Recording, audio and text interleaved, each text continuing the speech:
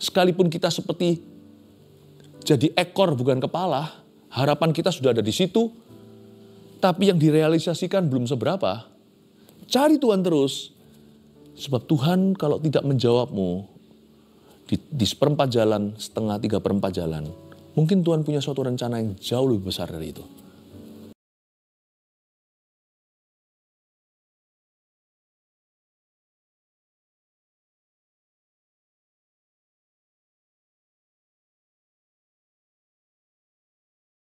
Sekalipun kami tidak mengerti segala sesuatu, kadang-kadang kami belum bisa melihat apa yang di masa depan.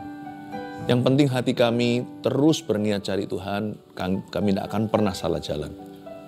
Kami ingin tetap ada di sini, kami tidak kemana-mana, apalagi jikalau kami tidak tahu bagaimana harus melangkah. Yang penting kami terus rajin mencari wajah Allah, wajah Bapa kami, sebab kami pasti ketemu rencananya. Terima kasih Tuhan untuk rencanamu yang ajaib, yang mungkin sekarang belum dapat kami pahami. Tapi kami tahu, kami kenal satu yang menuntun hidup kami. Yesus Kristus namanya. Roh Kudus, Engkau yang terus menjadi roh kebenaran, tuntun kami dalam pengajaran. Sembunyikan hamba-Mu saat hamba-Mu mengajari umat-Mu dari firman-Mu. Sembunyikan di balik salib-Mu selalu. Dalam nama Yesus, haleluya. Amin. Puji Tuhan. Upah orang yang mencari Dia adalah tema pembahasan kita hari ini. Kita buka Alkitab dan ambil catatan, kita akan belajar sesuatu yang simpel, mendasar. Dan saya berdoa supaya bisa menjadi aplikasi seterusnya dalam hidupmu. Ibrani pasal 11 ayat yang ke-6. Satu ayat dulu. Nanti kita akan buka beberapa ayat yang lain. Saya bacakan dulu ya. Tetapi tanpa iman tidak mungkin orang berkenan kepada Allah. Sebab barang siapa berpaling kepada Allah, ia harus percaya bahwa Allah ada. Dan bahwa Allah memberi upah kepada orang yang sungguh-sungguh mencari Dia. Saya waktu mempersiapkan ini, saya seperti mendengar suara Tuhan untuk keluarga saat teduh bersama. Bunyinya begini, carilah aku, maka kamu akan hidup. Seperti ada sebuah invitation with a promise atau suatu undangan yang diselipkan sebuah janji.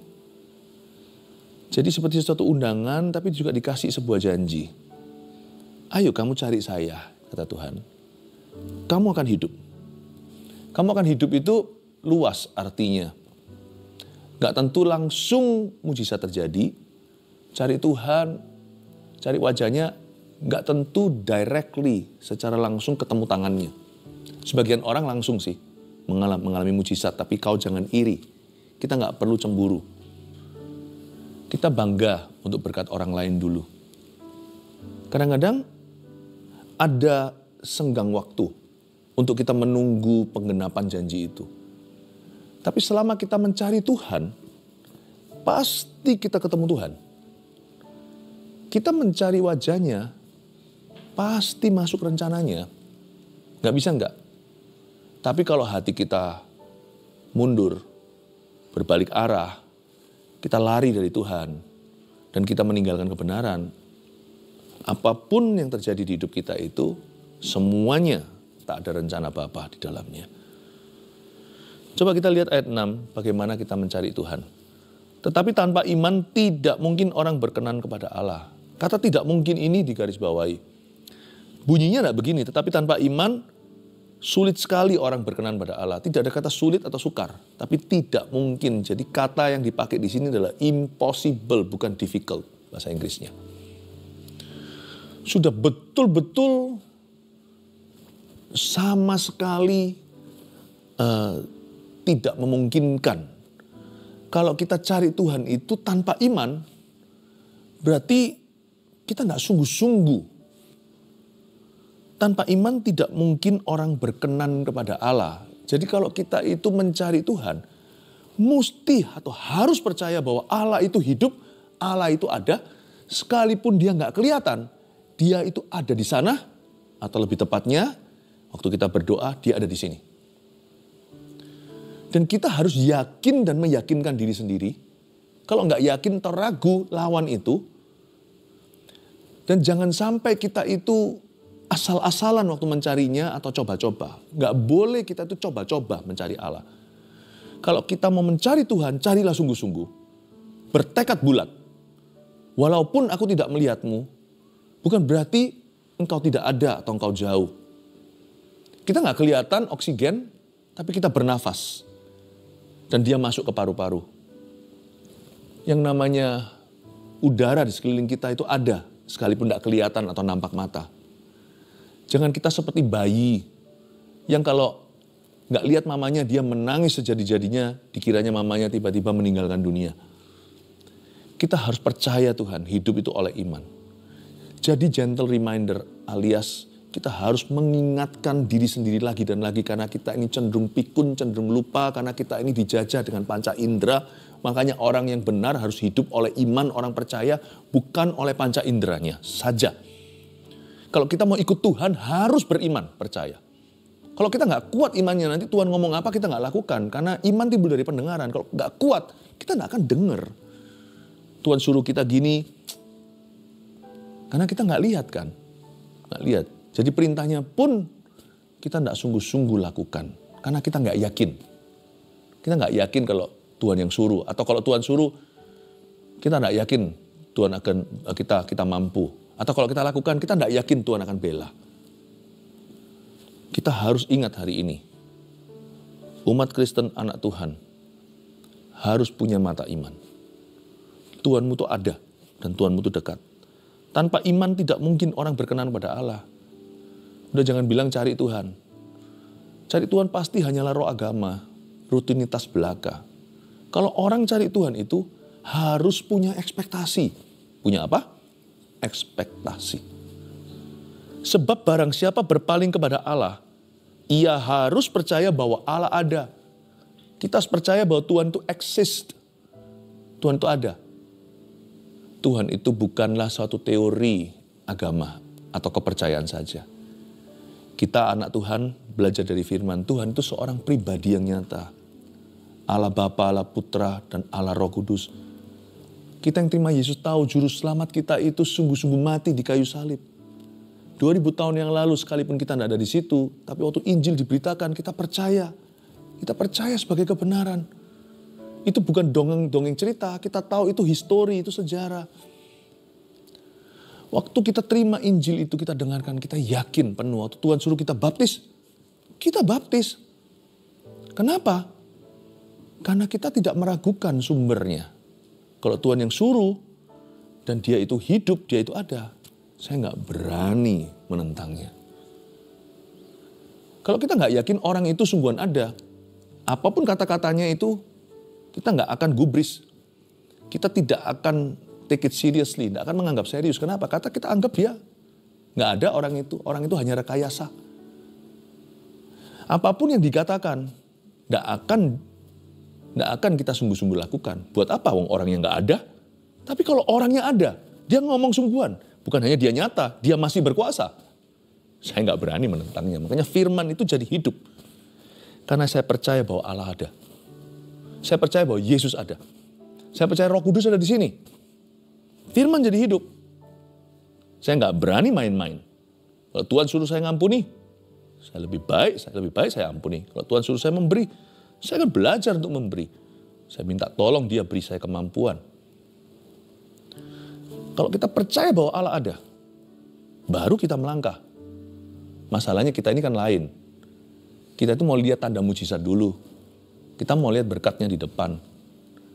Kita mau melihat keadaan kita berubah dulu. Dengan siapa kita beriman? Kita beriman kepada Tuhan atau kita beriman kepada keadaan? Berimanlah kepada Dia yang meskipun tidak kelihatan, Dia itu ada. Barang siapa berpaling kepada Allah, ia harus percaya bahwa Allah ada dan bahwa Allah, catat ini, memberi upah. Boleh nggak kita itu mengharapkan sesuatu dari Tuhan? Bukan hanya boleh, harus. Jangan minta dari tetangga. Tuhan adalah gembalaku. Dia mencukupkan segala sesuatu, takkan kekurangan aku. Kalau nggak minta dari Tuhan Yesus, minta dari siapa lagi? Cuman orang takut minta, kenapa? Karena merasa Tuhan itu jauh. Kau ada di mana Tuhan dalam pergumulanku? Yang salah bukan Tuhan. Tuhan selalu ada di situ.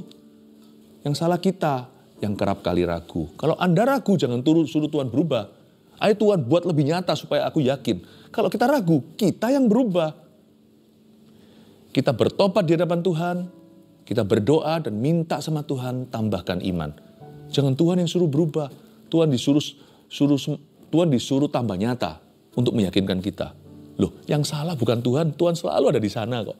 Dia siap memberkati kita. Yang salah kita kok, kita ini yang selalu bimbang, kok Tuhan yang kita suruh berubah. Kenapa kita tidak bertobat dari keraguan kita? Kalau kita datang pada Tuhan, kita itu boleh bawa ekspektasi. Malah justru tanda orang itu percaya Allah itu ada. Dia expect sesuatu. Makanya Yesus tahu itu. Nggak hubungan pencipta dan ciptaannya itu pasti ciptaannya bergantung pada penciptanya. Nggak mungkin sebaliknya, sang pencipta nggak bergantung sama kita. Makanya dalam hubungan yang dua sisi ini, satu sisi saja yang meminta. Makanya Yesus ajari murid-muridnya, mintalah maka kau akan mendapatkan. Carilah, kamu akan menemukan. Ketoklah, pintu akan dibukakan. Sebab barang siapa meminta, kepadanya akan diberikan sesuatu. Kepada barang siapa yang mencari, dia pasti akan menemukannya. Pada barang siapa yang mengetok, pintu akan dibukakan untuknya. Satu sisi, dari sisi kita lah yang meminta. Tuhan tidak minta apa-apa sama kita. Karena itu boleh nggak kita itu kalau datang ke hadirat Allah sedang mencari Tuhan itu kita minta mujizatnya? Boleh. Minta berkatnya? Boleh. Kalau nggak dari Tuhan, berkat kita dari mana? Jangan-jangan kalau kita tidak mengharapkan berkat itu datangnya dari Dia, nanti kalau kita diberkati, kita gaya. Kita merasa ini karena keuletanku, karena kepandaianku, karena fasih lidahku. Jangan-jangan. Asal mujizat dan berkat tidak ditaruh di ranking pertama. Kita belajar berserah, kalau belum diberi jangan kecewa. Nah, kelihatan kan nafsunya, kelihatan kan salah prioritasnya. Kita harus menaruh perintahnya dan firman-Nya di atas segala-galanya. Dan kita boleh percaya janjinya, tapi kalau belum digenapi, jangan kepahitan. Apalagi sama Tuhan. Tapi boleh nggak kita itu expect sesuatu? Malah haruslah. Dan bahwa Allah memberi upah kepada orang, coba siapa yang Tuhan upahi? Orang yang sungguh-sungguh mencari Dia. Katakan sungguh-sungguh.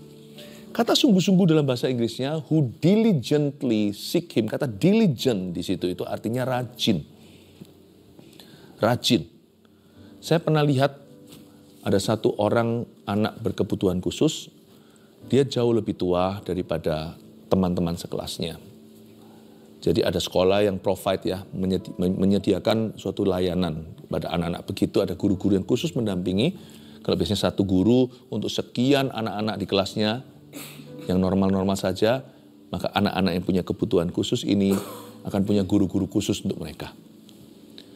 Orang lain gampang matematika 2 tambah 2 adalah 4. Dia mikir keras untuk bisa mengerti mata pelajaran.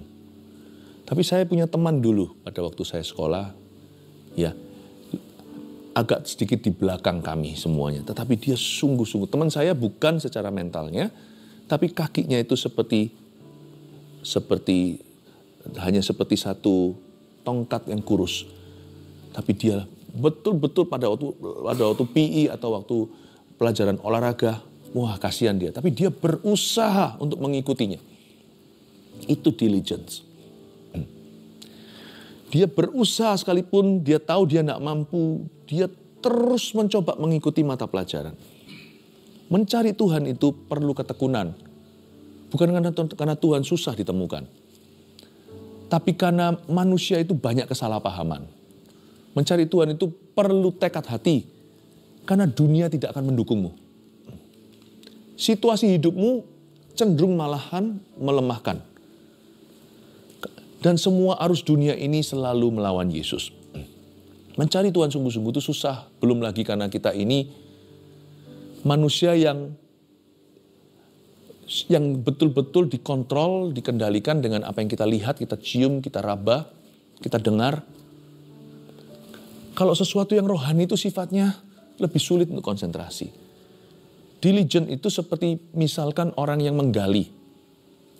Misalnya dia sudah cek di bawahnya itu ada tambang minyak. Dia gali di bor puluhan meter, belum juga menemukan. Tapi dia tahu yakin bahwa di bawahnya sudah diadakan tes sebelumnya oleh para expert atau para orang yang ahli di bidang ini. Dia tahu di bawahnya itu ada minyak. Dibor terus sampai ke perut bumi. Dan dia tidak akan berhenti sampai menyembur cairan hitam itu ke atas. Itu diligence. You don't stop halfway.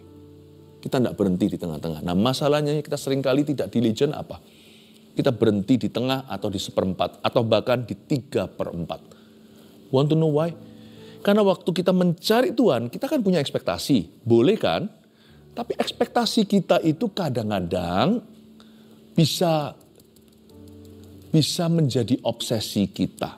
Sehingga pada saat kita melangkah mencari Tuhan, belum terjadi di level itu, di kilometer berapa atau seperempat jalan, kita kecewa. Aku udah cari Tuhan loh, kok belum sembuh. Aku cari Tuhan loh, kok belum mendapat jawaban untuk hutangku. Aku cari Tuhan karena ekspektasi kita. Lo boleh bawa ekspektasi, tapi ingat saya katakan, jangan jadikan ranking 1. Karena mencari Tuhan itu jauh lebih dari kebutuhan bahkan keinginanmu.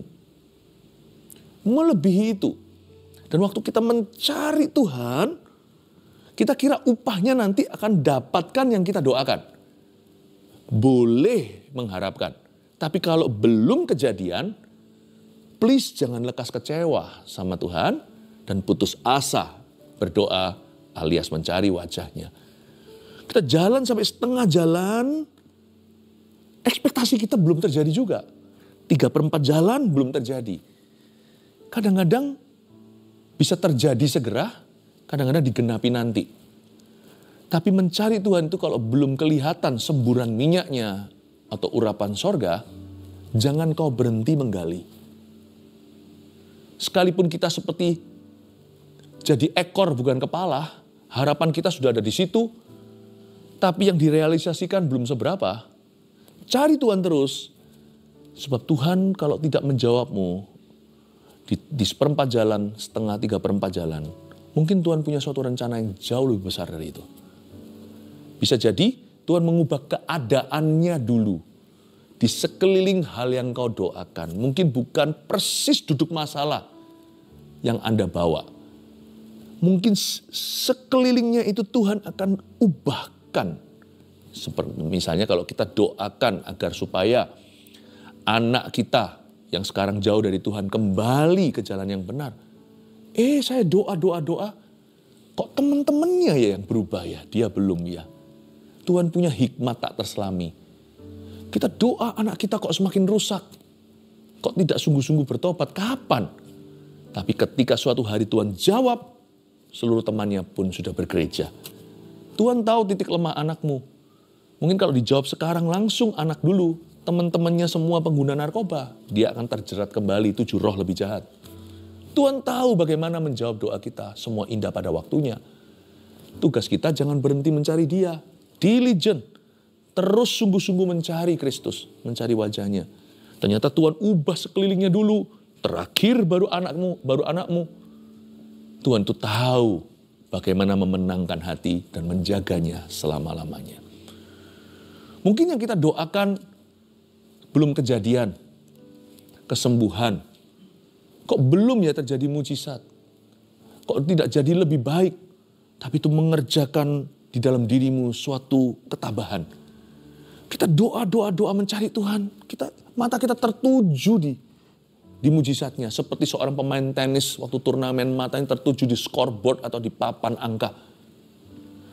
Siapa tahu, siapa sangka ternyata ketika kita fokus ke mujizatnya, Allah sedang mengerjakan karakternya dulu. Diberikan ketekunan, kesabaran. Padahal dulu orangnya ngomelan. Sehingga nanti waktu dia disembuhkan suatu hari, maka sifatnya pun sudah diubahkan. Jangan jadi orang yang sembuh tapi menjengkelkan. Jadi orang yang sembuh tapi setelah itu jadi batu sandungan. Habis terima mujizat, lalu berdosa lebih murtad. Tuhan tahu bagaimana harus mengerjakan ladang mana. Mana dulu yang Tuhan mau ubahkan. Mungkin Tuhan sedang mengubah sesuatu di dalam diri kita. Padahal mata kita tertuju ke papan angka. Mujizat kapan? Kapan sembuhnya?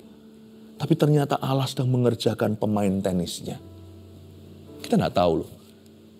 Tapi tetap ya, nggak tentu. Ada kalanya kita melihat scoreboardnya dan Tuhan sungguh-sungguh kasih smash yang luar biasa.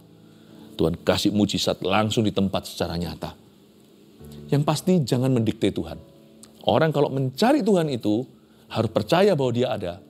Dan bahwa dia pasti memberi upah kepada orang yang diligently atau secara sungguh-sungguh mencari dia. Saya kasih 3 hal yang merupakan upah orang yang mencari dia. 3 hal ini sudah nggak usah ragu. Ini pasti.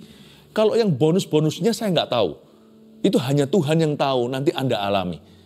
Tapi 3 hal yang saya mau bagikan sebagai upah yang pasti orang yang mencarinya, ini tidak usah ragu. Ini prinsipnya pasti dapat.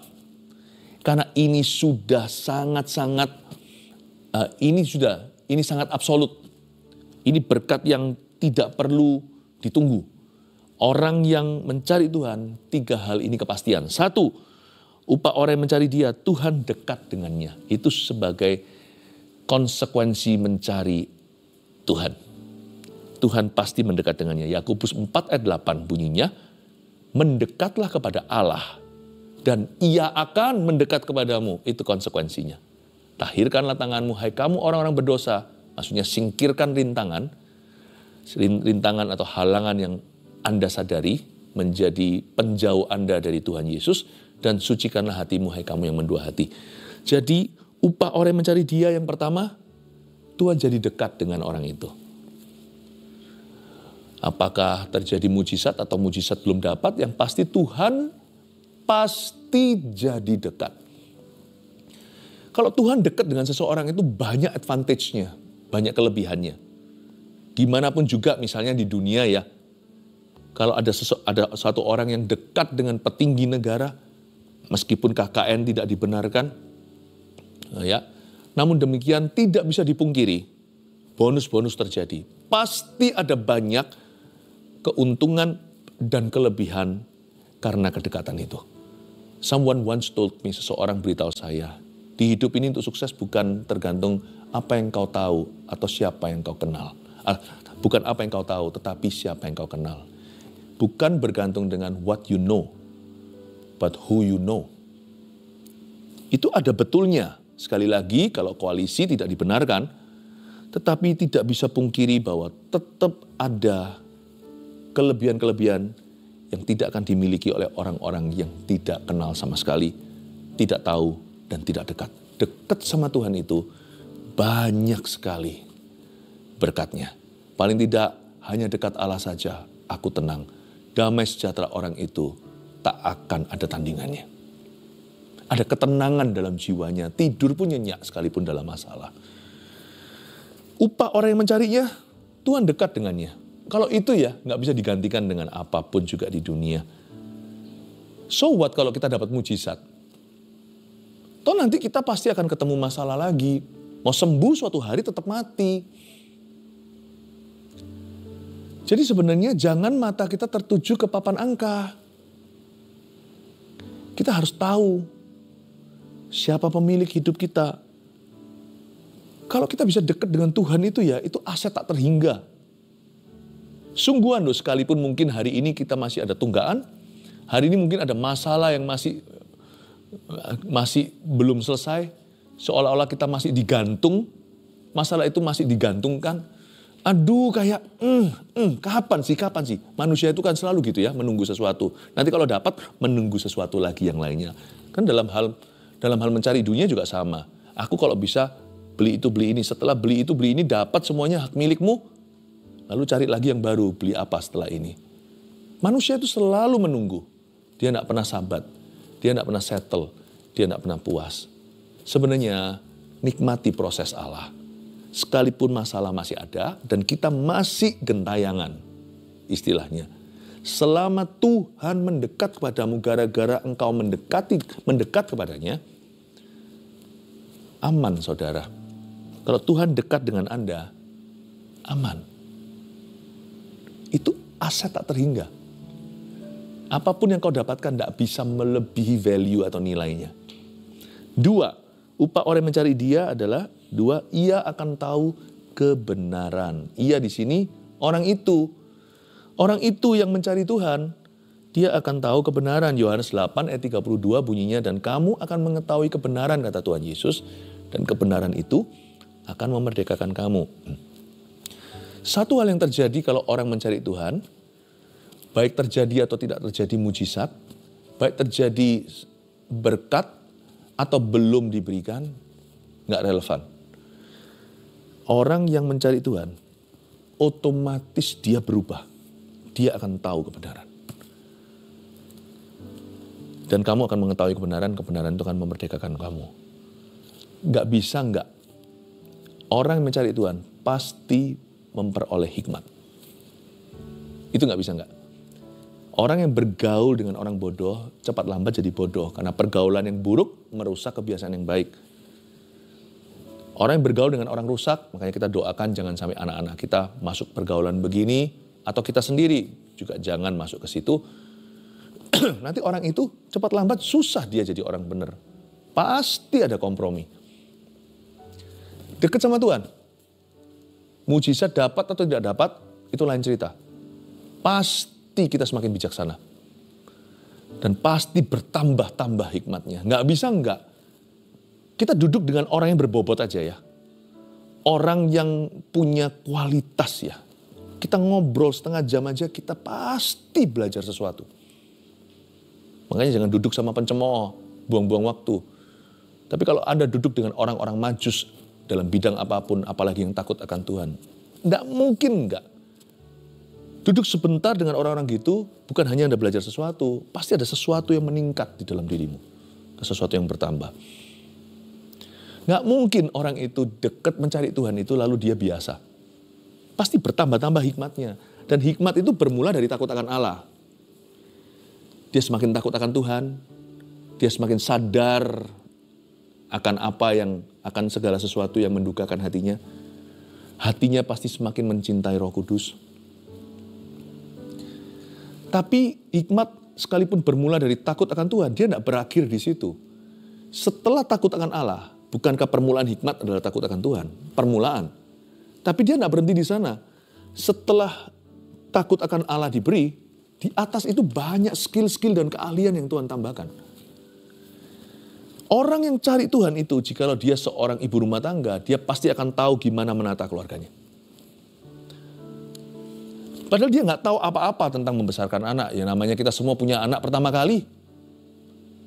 Pasti dia semakin bijaksana. Bukan berarti tanpa salah. Pasti dia belajar dari kesalahannya, tapi dia pasti lebih banyak kebenarannya daripada kesalahannya. Orang dekat sama Tuhan tuh nggak jadi salah kok, malah justru jadi benar. Salah pun dibenarkan. Ia akan tahu kebenaran. Seorang ibu rumah tangga pasti tahu gimana menata family-nya. Kalau dia sungguh-sungguh loh ya cari Tuhan, bukan sekedar rutinitas. Seorang pelajar, seorang mahasiswa, kalau dia itu cari Tuhan sungguh-sungguh, upahnya apa? Nggak mungkin nggak. Anak muda ini pasti takut akan Tuhan. Pertama-tama itu efek ke satu. Dampak sesudah itu dia pasti nilainya naik. Nggak mungkin nggak. Pasti dia mengerti dan tidak memperoleh kebijaksanaan untuk bisa menguasai mata pelajaran. Karena hikmat tidak berakhir pada takut akan Allah. Bermula dari sana, hikmat bertambah-tambah. Seorang pengusaha pasti bisa mengatur expenses, pengeluaran, dan pemasukannya. Seorang pilot nahkoda akan mengerti koordinatnya. Seorang yang dipakai Tuhan jadi pengkhotbah misalnya, akan Tuhan berikan people skill yang luar biasa, akan bisa memahami audiensnya atau jemaatnya, akan bisa mengerti dan peka dengan manusia. Padahal dulu mungkin orangnya introvert, tidak mau bergaul, tidak pandai untuk tidak supel. Tuhan pasti tambahkan. Tuhan juga bisa menambahkan bahasa untuk kita bisa menguasai bahasa-bahasa asing kalau itu diperlukan dalam bidang kita. Hikmat itu tidak berakhir pada takut akan Allah. Itu pangkalnya, itu hulunya. Hilirnya itu keahlian-keahlian seperti Yusuf di Mesir dan seperti hamba-hamba Allah di setiap bidang yang Tuhan angkat dengan super tinggi. 3, upah orang yang mencari Dia. Yang terakhir, Tuhan beritahu hal-hal yang akan datang. Nggak bisa nggak? Kalau Anda duduk dengan seseorang yang maha tahu, dia tahu segala sesuatu dan dia pegang kunci masa depan, pasti ada bocoran. Tapi Tuhan nggak akan beritahu semua di masa depan, karena kunci hidup ini adalah dengan iman. Ayatnya di sini di Yohanes 16 ayat 13, tapi apabila Ia datang, yaitu Roh kebenaran, Ia akan memimpin kamu ke dalam seluruh kebenaran, sebab Ia tidak akan berkata-kata dari dirinya sendiri, yaitu Roh Kudus, tapi segala sesuatu yang didengarnya, itulah yang akan dikatakannya. Ia akan memberitakan kepadamu hal-hal yang akan datang. Mau nggak mau ya, orang kalau dekat sama Tuhan itu tidak merugi, karena dia pasti tahu sesuatu, tidak segala sesuatu, hanya Tuhan yang tahu segala-galanya. Dia pasti akan tahu sesuatu tentang masa depannya. Baik itu diberitahukan ke otaknya, jadi dia bisa pahami, atau dia diberitahukan ke feelingnya dalam bentuk kepekaan, sehingga nanti keputusannya ternyata mempersiapkan tepat seperti masa depan yang Tuhan inginkan. Atau Tuhan bisa wahyukan itu di hatinya. Ya, dia tahu aja bahwa tiba-tiba ada keinginan, kerinduan untuk melakukan ini. Siapa tahu ternyata nanti seluruh dunia arahnya ke situ. Dia sudah lebih dulu di sana seperti Yusuf yang diutus mendahului kakak-kakaknya ke Mesir untuk menyelamatkan nyawa mereka. Tuhan bisa wahyukan ke sini, rasionalnya. Kadang-kadang tidak rasional, kita nggak tahu. Tapi peka, pokoknya begini. Tuhan tuntun kita tanpa kita sadari. Atau yang pasti selalu lewat hati kita. Karena hati kita ada Roh Kudus di dalamnya. Orang yang dekat sama Tuhan, Tuhan akan beritahu hal-hal yang akan datang. Baik tentang dirinya atau tentang orang-orang di sekelilingnya. Jadi nggak ada ruginya. Kalau kita duduk sama Tuhan tuh mau nggak mau pasti dapat bocoran. Tapi Tuhan akan beritahu segala sesuatu, karena Tuhan mau kita beriman. Kenapa Tuhan tidak memberitahukan segala sesuatu pada kita? Misalnya kalau Anda punya anak balita, coba ngomong sama anak kita, segala sesuatu yang kita tahu.